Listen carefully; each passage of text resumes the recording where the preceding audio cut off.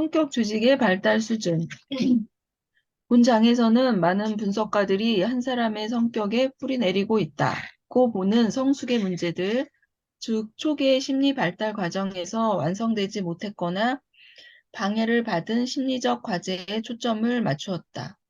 프로이드는 이를 고착이라 불렀고 후대 분석가들은 발달 정지라고 불렀다. 성격에 관한 많은 분석적 글에서 발달적 장애물이 일찍 있을수록 그 사람의 심리적 혼란이 심하다고 가정해 왔다.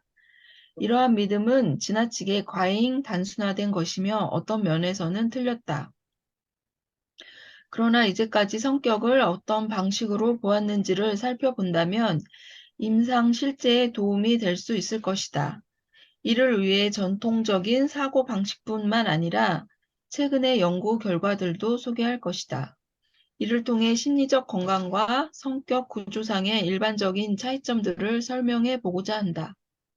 프로이드의 성심리 발달 단계 이론들이 프로이드의 리비도 티어리에 아주 가장 중요한 부분으로 남아있죠. 아직도. 그러니까 구강기 발달 과정, 구강기, 항문기, 그리고 남근기 혹은 에더퍼스기 뭐 이런 개념들이 있는데 그 개념 이러한 발달 단계가 그 발달 단계에서 이루어야 될 어떤 과제들이 다 이루어지지 못해서 어느 지점에 고착돼 거기에 아직은 완성되지 못하고 있는 부분이 있다. 그래서 어떤 방해를 받고 있어서 아직 완성되지 못하고 있는 부분이 있다고 하는 이런 개념을 고착이라고 얘기해요. 픽세이션이라고 하는데 이 픽세이션의 개념에 따라서 인격이 어느 정도 발달했는가. 그래서 퍼스널리티 오거니제이션, 인격 조직, 성격 조직 혹은 인격 조직. 성격 조직이나 인격 조직이라고 할 때 퍼스널리티라는 용어를 우리가 쓰는데 퍼스널리티 오거니제이션의 개념을 여기서 성격 조직이라고 얘기를 해요. 성격 조직이 어느 정도 발달했는가를 보는데 이분이 발달 단계들을 잘 거쳤으면 지금 어떤 면에서 노말 상태에 갈 수 있는 노말 상태에 가지 못하고 초기 단계에서 어느 발달 단계에 고착되어 있는 지점이 있다고 한다면 그 지점을 이분의 발달 레벨, 발달 단계로 보고 있다. 여기서는 앞으로 이런 얘기 나올 거예요. 발달 단계를 사이카틱 보통 아까 얘기한다면 학문기, 구강기 어떤 분은 발달 단계로만 본다면 구강기에 고착되어 있는 분도 있고 또 학문기에 고착되어 있는 분도 있고 혹은 오이디푸스기 혹은 남근기에 고착되어 있는 분이 있다. 성격 조직이 이렇게 얘기를 하기도 하고 이걸 또 다른 쪽에서는 병리 수준으로 보기도 해요. 병리의 단계를 나눌 때 현대에 와서 이게 하나 일반적으로 확정된 것은 아니었겠죠. 옛날부터 옛날에는 신경증과 정신증만을 구별했는데 1950년대 이후에 보드라인이라는 개념이 생겨나면서 이게 혼란스러워졌어요. 그래서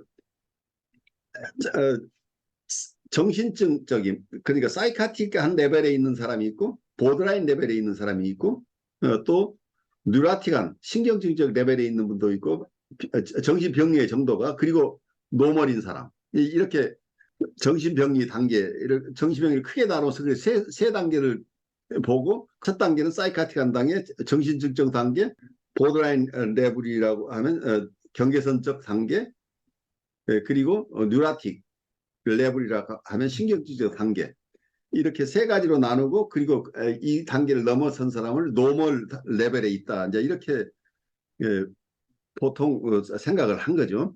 그래서 두 가지가 맞물려 있어요. 한쪽에서는 발달 단계 프로이드의 이론에서 프로이드의 성심리학을 기본으로 발달 단계가 어느 정도에 와 있는가 결국은 그 발달 단계에서 어느 지점에 고착되어 있다고 한다면 충분하게 성숙해지지 못하고 있어요. 머추레이션이 덜 됐기 때문에 어느 지점에 고착됐어. 어느 지점에서 이루어야 될 걸 다 이루지 못했으니까 그 지점에 우리가 머물러 있다고 이렇게 얘기를 한다면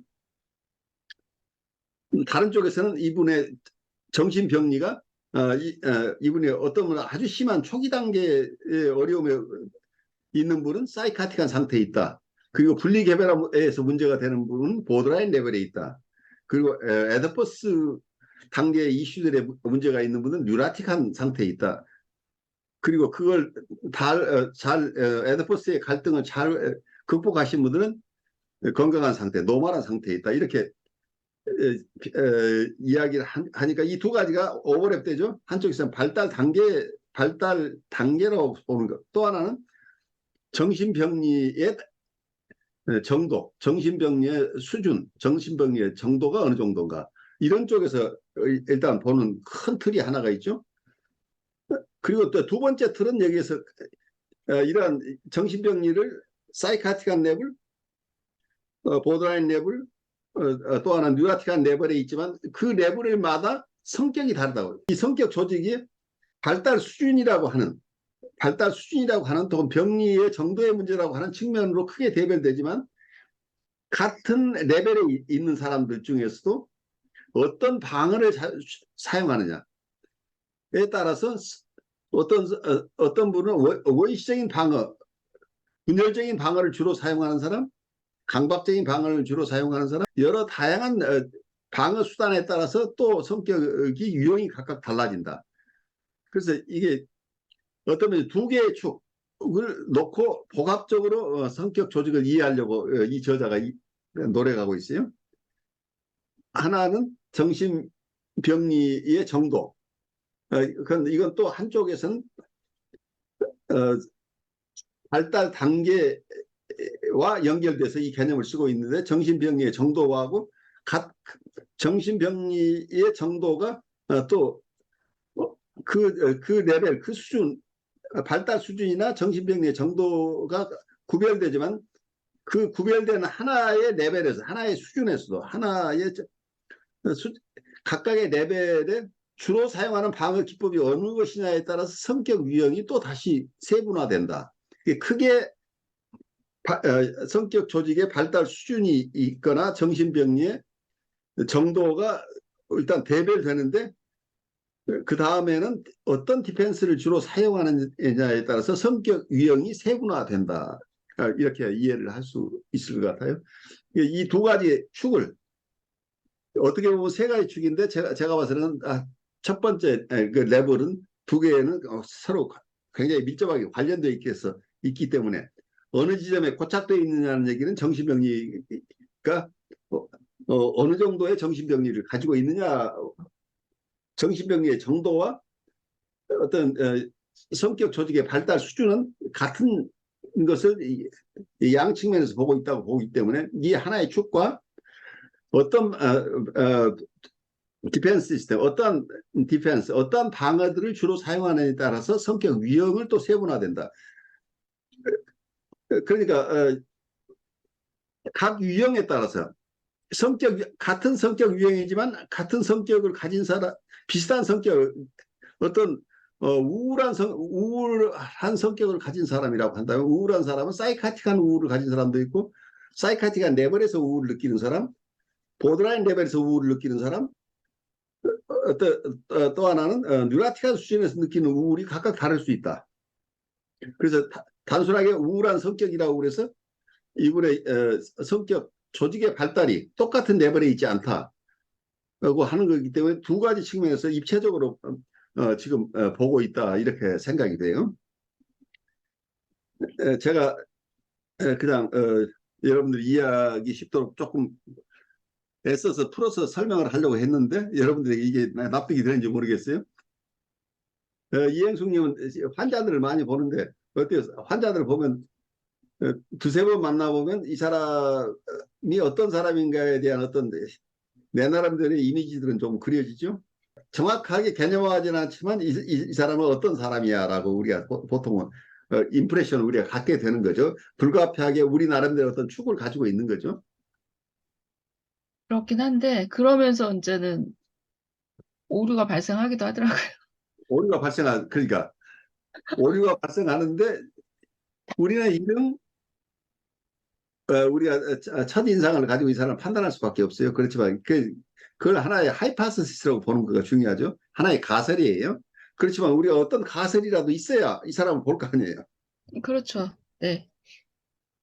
그러니까 진단이라고 하는 것을 너무 여러분들이 공식적으로 생각하지 말고 진단이라고 이 사람에 대한 나의 이해, 아직은 상세한 이해는 하지만 처음에 이 사람은 이런 분 같아라는 전제를 하고 이분하고 인터랙션을 하기 시작하죠.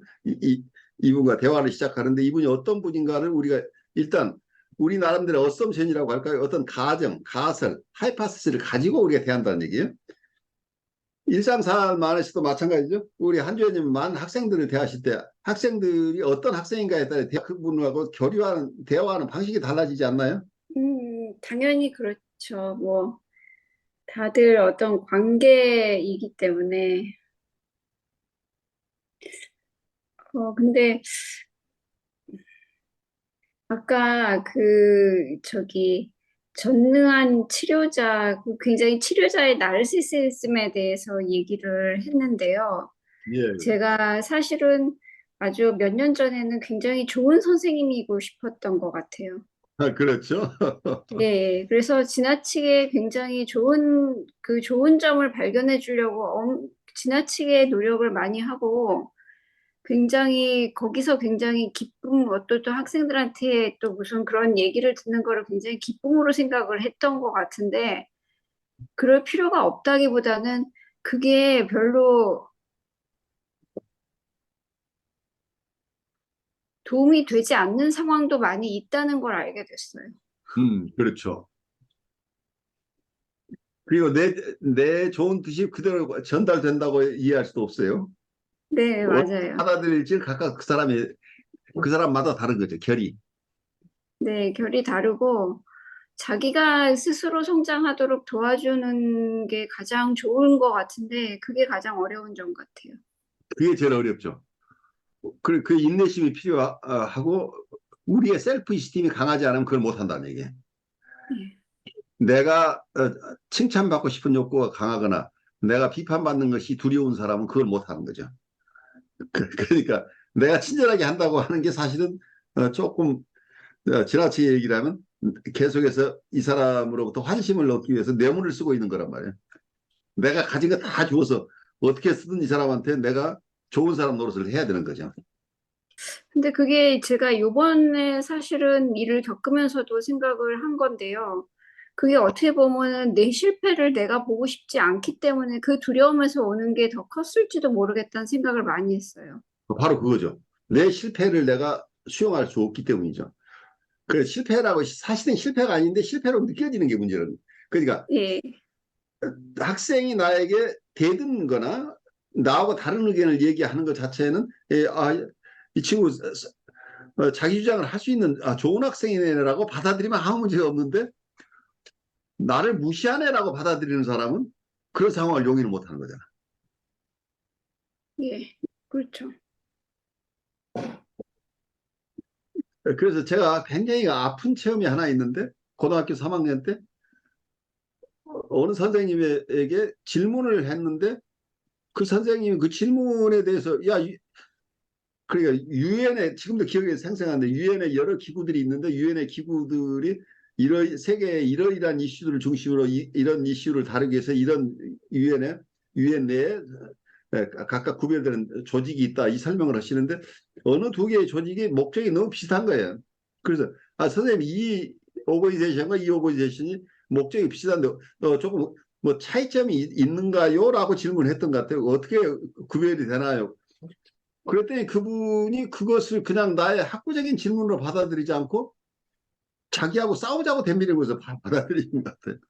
자기 설명을 내가 수용하지 않은 것으로 받아들여. 나는 조금 더 설명해 주시길 바랐는데 이분은 그게 아니고 왜 내 말에 대해서 그대로 받아들이지 않고 질문을 하느냐고 이제 이렇게 그러면서 이분이 설명하는 게 굉장히 고압적인 자세로 설명을 딱 하니까 그때까지 다 이 과목에 어떤 관심도 없던 학생들이 다 그냥 졸고 있던 학생들이 갑자기 선생님이 열을 받기 시작하니까 뭐 때문이야 그러면서 자기가 질문이 나기 시작. 그래 여기저기서 나오게 된 거예요.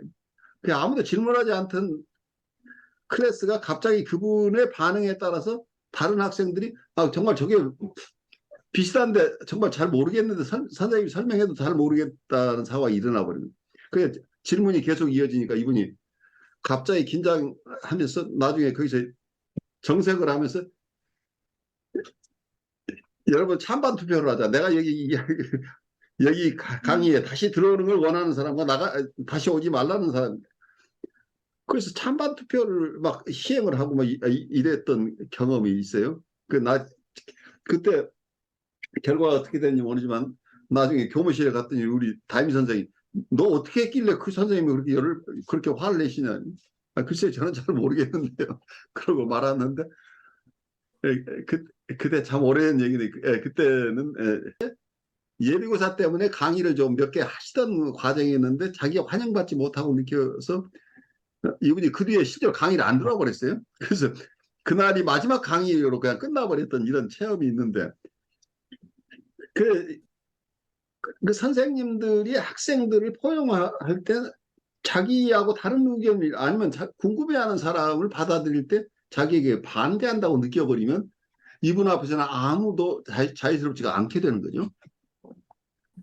근데 저는 그 다른 그 사람 인간 관계에서도 그 지나치게 그것이 등 돌리는 관계가 있어서는 안 된다고 생각을 이때까지 해왔었는데 사실은 요 한 1, 2년 동안에 굉장히 생각이 많이 바뀌었고 아, 나는 실패하는 인간관계도 있을 수 있는 거고, 보다가 안 보는 관계도 있을 수 있는 거고, 사실 멀어지고 또 다시 가까워지는 관계도 있을 수 있다는 생각으로 굉장히 많이 생각이 전환은 되는 계기가 있었는데, 생각을 해보면은 그것도 저의 실패라고 생각을 했었던 것 같아요. 바로 그거죠. 그러니까 내가 완벽하게 모든 사람과 좋은 관계를 맺어야 된다고 하는 그것이 나에게는 꼭 필요한 것이라고 착각했던 거죠. 예, 그러니까 대상이 내가 아니기 때문에 남은 나와 다른 것을 우선 전제해야 되기 때문에 나를 좋아하는 사람도 있고 나를 싫어하는 사람도 있다는 걸 인정을 해야 된다. 맞아요, 맞아요. 예, 나를 싫어하는 사람은 싫어하도록 허용해 줘야 된다는 얘기예요. 예, 예. 근데 이 사람을 어떻게든 설득해서 나를 좋아하도록 만들려고 한다면 내 삶을 낭비하게 된다고. 너무 많은 에너지를 쓰게 되고, 그거 자체도 어떻게 보면 강박이나 굉장히 아까 자기애 얘기하셨는데, 그걸 자기애라고 얘기할 수 있을지, 아니면 다른 용어가 있을지 모르겠는데, 그런 거의 일종일 수도 있다는 생각이 그렇죠. 많이 들었어요. 그래서, 이게 사람 관계도 굉장히 유기적으로 변하는 것이고, 나의 모습도 굉장히 유기적으로 이렇게 변하면서 다른 사람한테 비출 수도 있는 것이구나라는 그러니까 그런 여러분이 계기들이 많았어요. 예, 밀림에 가면서 호랑이가 나타났는데 호랑이에게 내가 친절하게 해가지고 내가 아, 그럴 안전하게 수는 없죠. 예, 아무튼 제가 누구 막 욕을 하듯이 굉장히 저도 여러 가지 면모가 있을 수가 있다는 거를 저도 수용을 해야 되는 그런 거기 때문에 아무튼 뭐 어떻게 얘기할지 모르겠는데. 아무튼 그렇게 막 에너지를 굉장히 많이 허비하는 그런 세월들이 많이 있었어요. 그래요. 이제 허비라기보다는 에너지를 많이 쓰는 굉장히. 어, 예, 그러니까 적절하게 내 에너지를 생산적으로 사용하는데 실패할 수 있단 말이에요. 그렇게 되면 예, 예, 맞아요. 그 나를 위해서 사용해야 될 에너지들이 다른 사람을 위하고 있는데 그거 자체가 나의 트루 셀프를 위하는 게 아니고 나의 폴스 셀프에 따라서 하는 사람이란 말이에요. 그 오텐틱 셀프라고 할까요? 본래적인 자아가 성장하는 데 내 에너지가 사용돼야 되는데 inauthentic self, 하이데거 얘기를 하면 이 inauthentic self, 사회가 기대하는 나, 사회가 보통 이럴 때는 이렇게 해야 돼. 사회적인 규범에 따라서 내가 일반적으로 좋은 사람 노릇을 하는 쪽에 에너지가 계속 가게 되면 내 트루 셀프가 계속 어떤 면에서 돌봄을 받지 못하는 상태죠. 그래서 이 오센틱 셀프나 트루 셀프나 어린 시절에는 엄마가 나를 케어해 주지만 어른이 된다고 하는 것은 내가 나를 보호해야 되는데 그 나라고 하는 것이 하나가 아니라는 걸 우리가 이해를 해야 돼요. 우리 스스로가 분열된 인격을 가지고 있다는 걸 우리가 이해를 해야 돼요. 그러니까 가장 큰 근원적인 분열은 나의 참자기와 거짓자기 혹은 고유한 자기와 본래적 자기와 비본래적 자기 이 두 가지가 우리 안에 공존해 있다. 근데 비본래적인 자기가 나쁜 것은 아니에요. 이 세상을 살아가는데 비본래적인 자기가 굉장히 중요해요. 다른 사람과 교류를 해내기 위해서는. 다른 사람을 해치지 않고 다른 사람과 좋은 관계를 맺는데 이 본래적인 자기를 그러니까 잘 발현하도록 도와주는 역할에서 비본래적인 자기를 사용해야 되는데 이 본래적인 자기를 잃어버리고 비본래적인 자기가 자기라고 믿어버리는 순간 모든 것이 다 허망한 것으로 가버리는 거죠. 근데 그런 세월 속에서 내가 나를 돌보는 것을 놓치고 있다는 얘기예요. 그러니까 내가 나를 양육할 책임이 있는데 이건 그 코세 얘기 속에 계속 나오는 게 셀프 오브젝트라는 얘기는 자기 스스로 자기를 돌보지 못하기 때문에 외부에서 이걸 찾고 있는 거라요. 셀프 오브젝트가 없이도 살 수 있다고 하는 게 성숙한 인간이에요. 그 성숙해지는 과정 속에서 남에게 남의 의존해서 내가 성숙해 가겠다고 하는 이러한 패턴에서 벗어나서 내 안에서 스스로 내가 내 트루 셀프를 돌보는 그 내가 나의 셀프 오브젝트가 돼줘야 돼. 그러면 해결이 되는데 이거 자꾸 밖에서 찾으니까 밖에 있는 대상은 내 어머니가 아니기 때문에 내 셀프 오브젝트가 되는데 한계가 있다는 어느 시점에 가면 서로 불편해진 관계가 되니까 관계가 다 끝나버린다. 왜냐하면 무조건적인 사랑을 줄 수 있는 대상은 이 세상에 아무도 없는 거죠. 그런데 우리는 누군가를 사랑한다는 개념은 사실은 사랑한다는 개념 자체가 그분을 사랑한다기보다 그분에게 의존하는 관계일 가능성이 있다. 내가 사랑을 줌으로써 너도 나를 사랑해. 내가 맞아요. 너를 이렇게 사랑하는데 나를 사랑하지 않는다면 나는 배신당한 거. 그래 계속해서 내가 스스로 상처를 그러니까 날 일들을 계속 해내는 거죠. 내가 이쪽에 그런 기대를 하지 않고 그냥 독립된 인격으로서 서로 교류를 해야 되는데 내가 융합하는 대상으로 상대방을 사용하는 경우가 문제가 되는 거죠. 그러면 내가 그 대상이 꼭 필요한 존재가 되어버린다. 그래 그 대상이 나를 그대로 수용하지 않으면 내가 이거 견딜 수가 없는 거죠. 왜냐하면 나의 익스텐션인데 내가 거부당하는 거기 때문이죠. 근데 이 트루 셀프를 트루 셀프를 이해하고 트루 셀프를 발현해 나가는 사람은 다른 사람이 나를 싫어해? 아, 그 친구 나하고 많이 다르네? 네, 그래. 얼마나 싫어하는지 두고 보지. 그러면 또 다른 대상하고 교류하면서 그분이 나중에 나하고 또 다른 관계를 맺겠다고 할 때 또 그때 상황에 따라서 자연스럽게 교류하면 되는데 이 사람이 나를 싫어하는 걸 내가 견디지 못해서 어떻게든 그 사람 마음을 되돌리고 싶어 하는 노력을 한다고 한다면 내가 엄청난 에너지를 불필요하게 사용하는 것이다. 그리고 상대방은 어떻게 느끼냐면 자기를 침해한다고 느끼다. 문제는 내가 접근하면 할수록 이런 상태에서는 상대방 입장에서는 내가 자기를 지배하려고 한다고 느끼기 때문에 이걸 공격으로 받아들인. 그러니까 내버려 두면 나중에 돌아올 수 있는 관계도 내가 집요하게 사랑한다고 대들 가까이 감으로써 결국 완전히 끝장이 나는 이런 상황이 일어날 수도 있는 거죠. 그러니까요. 그러니까 그 지금 교수님이 굉장히 여러 번 얘기하시는 참작이라는 그것이 굉장히 피상적으로 그걸 하다가 굉장히 무게중심이 어디에 있는가, 심리적인 무게중심이 어디에 있는가에 대해서도 많이 생각을 하게 됐어요. 그리고 치매라는 거에 대해서도 여러 가지 치매가 있을 수 있는데 그게 사실은 무의식 속에서 일어나는 것이기 때문에 그게 겉모습은 다르게 비춰질 수도 있는 것이거든요. 근데 그렇죠. 그거에 대해서도 많이 생각을 하게 되고 이 안에서 밑에서 일어나는 어떤 교류의 그 무의식적인 교류의 문제가 훨씬 더 크게 다가오는 것 같아요.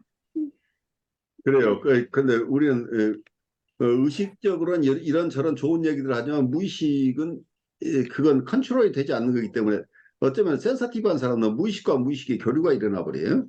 예. 그러니까 아무리 좋은 얘기를 하더라도 두 사람 간에 계속 격투가 일어나고 있는 경우들이 발생한다는 얘기. 그러니까 서로 편하지가 않은 거죠. 그 경우에는. 예, 아까 얘기한 제가 그 사례 같은 경우에도 사실은 그 무의식 속에서 일어나는 거기 때문에 증거가 없어요, 증거는.